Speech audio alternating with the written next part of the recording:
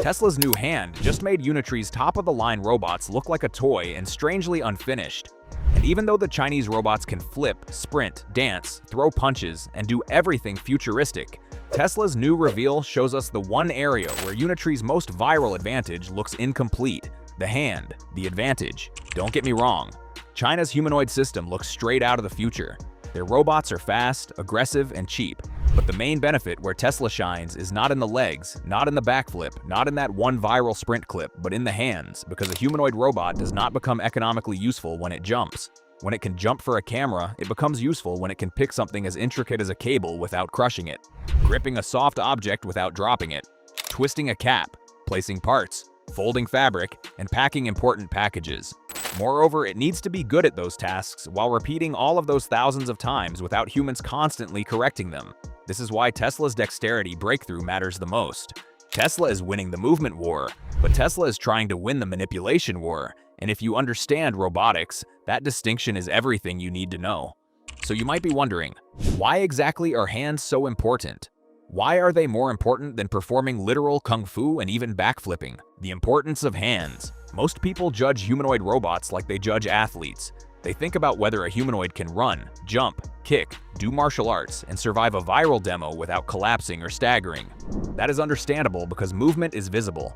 It is something we can see, and honestly, it looks impressive immediately. Unitree has mastered that public-facing layer. The G1 has been marketed with 23 to 43 joint motors, depending on the configuration you get. It also comes with force position hybrid control, 3D LiDAR sensors, depth cameras, and impressive whole-body agility.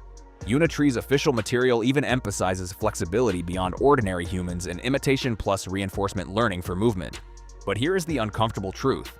A robot that can do backflips still cannot work in a factory if it reliably cannot use its fingers. Human labor is not just walking from place to place while lifting big things in their hands. It is manipulation. Most useful work happens at our fingertips. We need to pick, pinch, pull, twist, press, align, and do a whole lot of other things while correcting when the object moves unexpectedly. A robot body gets to its task, but a robot hand lets it complete the task. This is why Tesla's new Optimus hand is such a big deal. The previous Optimus hand had 11 degrees of freedom. The next generation version doubles that with 21 degrees of freedom in the hand and then additional movement in the wrist and forearm. According to Tesla's Optimus lead comments and reporting around the demo, that is not just more fingers moving. That is more possible grip shapes, more control points, more ways to wrap around objects, and more ability to adjust mid-task. It also has more room for software to behave less like a claw and more like a real hand, and this is where Tesla starts to look dangerous. Unitree's weakest point. To be fair, Unitree is nowhere near weak. It is one of the most capable humanoid companies in the world right now. The G1 is compact and affordable compared to Western humanoid robots. It is also fast, flexible, and built for research and development. The official Dex 3-1 hand is a 3-finger dexterous hand with 7 degrees of freedom and 33 tactile sensors in one hand. It also uses force and position hybrid controls and can be used with the G1 for more complex manipulation tasks. We have also seen footage of the robot working in a factory while sorting out important objects in a box.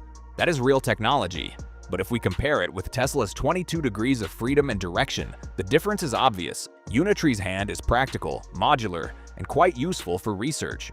Tesla's hand is trying to close the gap not with the human eyes but with the human hand itself. That is the most important part here.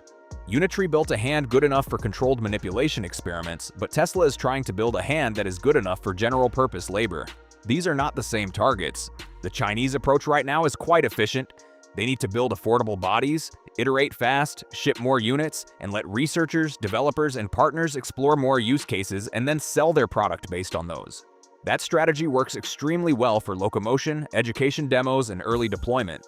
But dexterity is quite different. It punishes shortcuts. It has to be precise, strong, sensitive, repairable, compact, and even controllable the moment it touches a real-world object. Everything gets harder.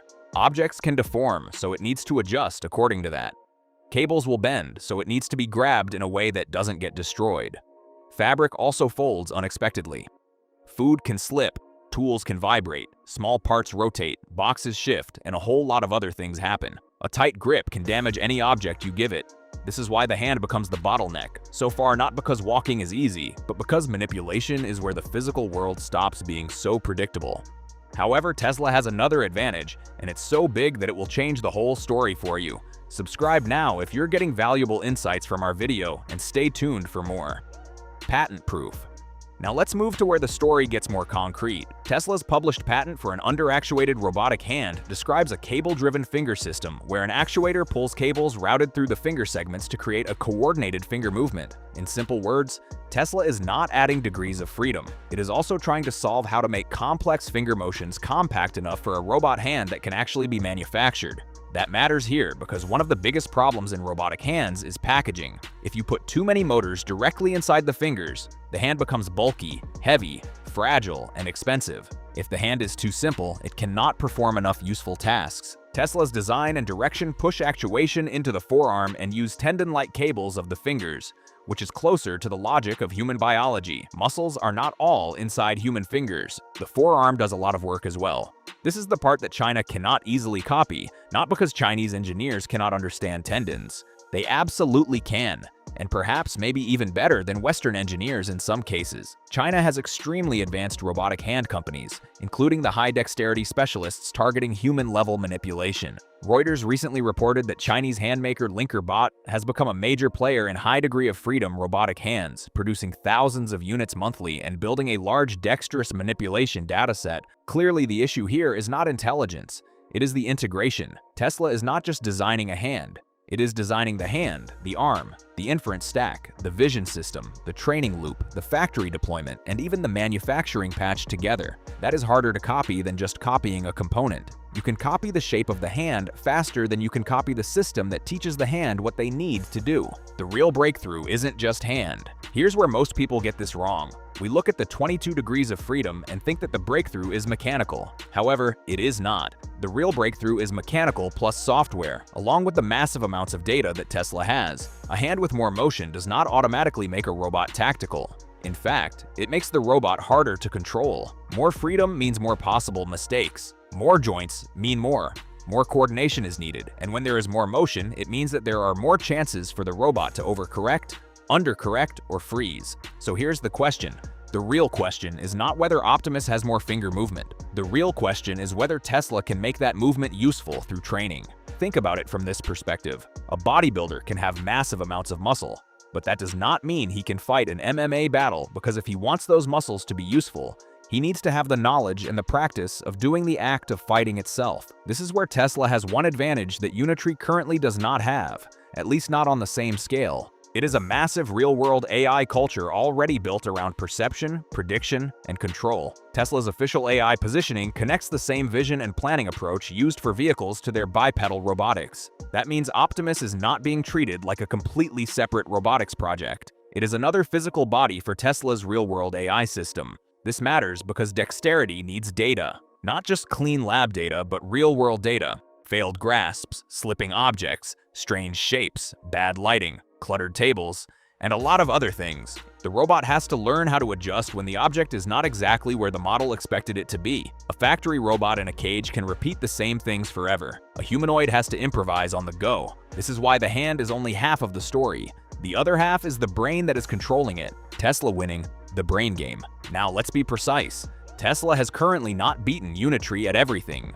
Unitree is more available en masse. It is cheaper, it has better public agility demos, and it has already shipped real humanoid platforms into research hands much faster. The G1 has already been presented as a mass production-oriented research humanoid with a much lower price than the Western rivals. When the comparison becomes hand dexterity, Tesla suddenly has a much stronger grip on long-term stores. Unitree's 3-finger Dex3 one-hand is good for a research platform. It is sensitive, modular, and practical. But Tesla's 21 degrees of freedom direction is trying to reach a different class of manipulation. Its gravity is trying to make the robot capable of the small, annoying, human-like tasks that dominate real work. From picking up the laundry to holding a tool, this is the difference between a demo robot and a labeled robot. If Tesla gets this right, it does not need optimists to do any sort of comfort. It needs optimists to do the daily boring things correctly 10,000 times. That is much more valuable than anything we have seen. China's strength is manufacturing speed, which is real. China can push bodies into the world faster than most competitors, and Chinese companies can iterate aggressively. The supply chain around actuators, batteries, sensors, and mechanical parts is moving incredibly fast, but Dexterity has a nasty habit of exposing cheapness. A leg can be impressive in a controlled demo, and a hand has to survive constant contact with the world. It touches everything. It absorbs tiny impacts. It collects dust, softness, sharp edges, slippery surfaces, and the object does not behave like a training video. For viral videos, the first one wins.